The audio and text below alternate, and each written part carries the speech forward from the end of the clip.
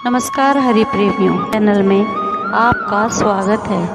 हरि प्रेमियों, कैसे हैं आप? उम्मीद है आप सब अच्छे होंगे। आइए जानते हैं आज का प्रसंग है श्रीमद् भगवत गीता। हरि प्रेमियों, वीडियो को अंत तक जरूर देखना। अगर आप चैनल पर नए हैं तो प्लीज़ सब्सक्राइब करें और बेल आइकन को ज़रूर दबाएं ताकि आप तक हमारे सारे नोटिफिकेशन पहुंचते रहे। हरि प्रेमियों, आइए जानते हैं वास्तव में श्रीमद् भगवत गीता का महात्म्य इस वाणी द्वारा वर्णन करने के लिए किसी की भी सामर्थ्य नहीं है, क्योंकि यह एक परम रहस्यमय ग्रंथ है। इसमें संपूर्ण वेदों का सार संग्रह किया गया है। जो मनुष्य शुद्ध चित्त होकर प्रेम पूर्वक इस पवित्र गीता शास्त्र का पाठ करता है, वह भय और शोक आदि से रहित होकर विष्णु धाम को प्राप्त कर लेता है। जो मनुष्य सदा गीता का पाठ करने वाला होता है तथा प्राणायाम में तत्पर रहता है, उसके इस जन्म और पूर्व जन्म में किए हुए समस्त पाप निसंदेह नष्ट हो जाते हैं। जल में प्रतिदिन किया हुआ स्नान मनुष्यों के केवल शारीरिक मल का नाश करता है, परंतु गीता के अनुरूप जल में एक बार भी किया हुआ स्नान संसार मल को नष्ट करने वाला है। जो साक्षात कमलनाभ भगवान श्री विष्णु के मुख कमल से प्रकट हुई है, उस गीता का ही भली भांति गान करना चाहिए। अन्य शास्त्रों के विस्तार से क्या प्रयोजन। अतः आइए श्रीमद् भगवत गीता का प्रथम अध्याय आरंभ करते हैं। धृतराष्ट्र बोले, हे संजय, धर्म भूमि कुरुक्षेत्र में एकत्रित युद्ध की इच्छा वाले मेरे और पांडु के पुत्रों ने क्या किया? संजय बोले, उस समय राजा दुर्योधन ने व्यूह रचना युक्त पांडवों की सेना को देखकर और द्रोणाचार्य के पास जाकर यह वचन कहा, हे आचार्य, आपके बुद्धिमान शिष्य द्रुपद पुत्र धृष्टद्युम्न द्वारा व्यूहाकार खड़ी की हुई पांडुपुत्रों की इस भारी सेना को देखिए। इस सेना में बड़े बड़े धनुषों वाले तथा युद्ध में भीम और अर्जुन के समान शूरवीर सात्यकी और विराट तथा महारथी राजा द्रुपद, धृष्टकेतु और चेकी कान तथा बलवान काशीराज, पुरुजित, कुंती भोज और मनुष्यों में श्रेष्ठ सैव्य पराक्रमी योद्धा अभिमन्यु तथा बलवान उत्तम मौजा, सुभद्रा पुत्र अभिमन्यु एवं द्रौपदी के 5 पुत्र, ये सभी महारथी हैं। हे ब्राह्मण श्रेष्ठ, अपने पक्ष में भी जो प्रधान है उनको आप समझ लीजिए। आपकी जानकारी के लिए मेरी सेना के जो सेनापति है उनको बतलाता हूँ। आप द्रोणाचार्य और भीष्म पितामह तथा कर्ण और संग्राम विजय कृपाचार्य तथा वैसे ही अश्वत्थामा, विकर्ण और सोमदत्त का पुत्र भूरिश्रवा और भी मेरे लिए जीवन की आशा त्याग देने वाले बहुत से सूरवीर, अनेक प्रकार के शास्त्रों से सुसज्जित और सब के सब युद्ध में चतुर हैं। भीष्म पितामह द्वारा रक्षित हमारी वह सेना सब प्रकार से अजेय है और भीम द्वारा रक्षित इन लोगों की यह सेना जीतने में सुगम है। इसलिए सब मोर्चों पर अपनी अपनी जगह स्थित रहते हुए आप लोग सभी निसंदेह भीष्म पितामह की ही सब ओर से रक्षा करें। कौरवों में वृद्ध बड़े प्रतापी पितामह भीष्म ने उस दुर्योधन के हृदय में हर्ष उत्पन्न करते हुए उच्च स्वर से सिंह की दहाड़ के समान गरज कर शंख बजाया। इसके पश्चात शंख और नगारे तथा ढोल, मृदंग और नरसिंगे आदि बाजे एक साथ ही बज उठे। उनका वह शब्द बड़ा भयंकर हुआ।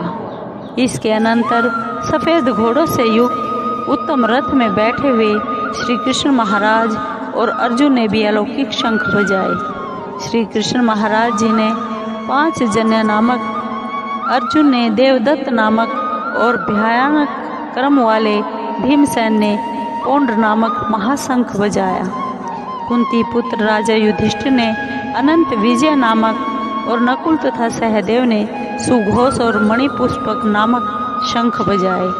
श्रेष्ठ धनुष वाले काशीराज और महारथी शिखंडी एवं धृष्टद्युम्न तथा राजा विराट और अजय सात्यकी, राजा द्रुपद एवं द्रौपदी के 5 पुत्र और बड़ी भुजा वाले सुभद्रा पुत्र अभिमन्यु ने, इन सभी ने हे राजन, सब ओर से अलग अलग शंख बजाए और उस भयानक शब्द ने आकाश और पृथ्वी को भी गुंजाते हुए धृतराष्ट्रों के अर्थात आपके पक्ष वालों के हृदय विदीर्ण कर दिए।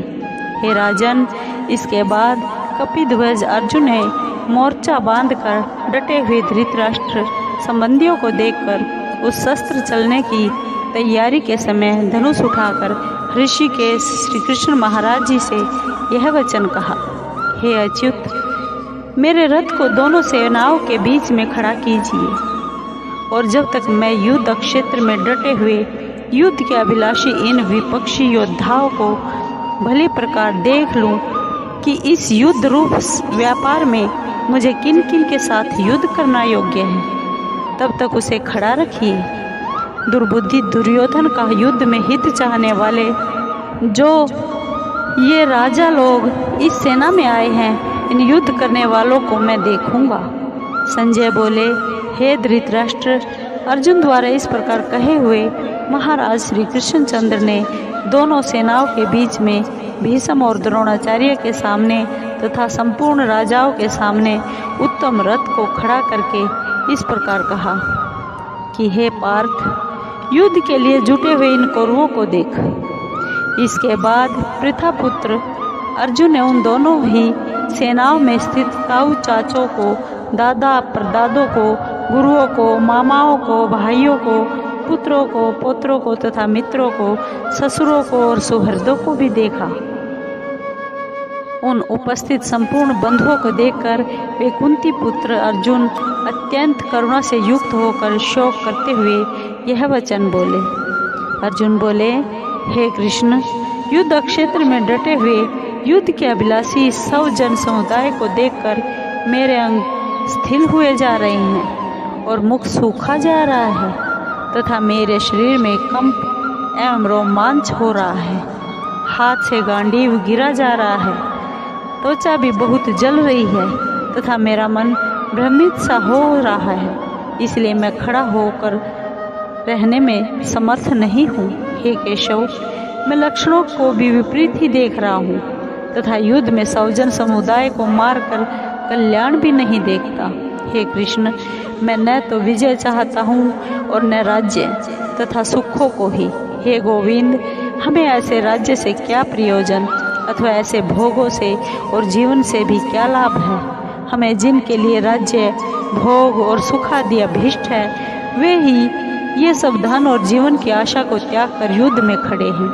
गुरुजन, ताऊ चाचे, लड़के और उसी प्रकार दादे मामे, ससुर पौत्र साले तथा और भी संबंधी लोग हैं। हे मधुसूदन, मुझे मारने पर भी अथवा तीनों लोकों के राज्य के लिए भी मैं इन सब को मारना नहीं चाहता हूँ। फिर पृथ्वी के लिए तो कहना ही क्या है। हे जनार्दन, धृतराष्ट्र के पुत्रों को मारकर हमें क्या प्रसन्नता होगी। इन आतताइयों को मारकर तो हमें पाप ही लगेगा। अतएव हे माधव, अपने ही बांधव धृतराष्ट्र के पुत्रों को मारने के लिए हम योग्य नहीं हैं, क्योंकि अपने ही कुटुंब को मारकर हम कैसे सुखी होंगे। यद्यपि लोभ से भ्रष्टचित हुए ये लोग कुल के नाश से उत्पन्न दोष को और मित्रों से विरोध करने में पाप को नहीं देखते, तो भी हे जनार्दन, कुल के नाश से उत्पन्न दोष को जानने वाले हम लोगों को इस पाप से हटने के लिए क्यों नहीं विचार करना चाहिए। कुल के नाश से सनातन कुल धर्म नष्ट हो जाते हैं। धर्म के नाश हो जाने पर संपूर्ण कुल में पाप भी बहुत फैल जाता है। हे कृष्ण, पाप के अधिक बढ़ जाने से कुल की स्त्रियां अत्यंत दूषित हो जाती हैं।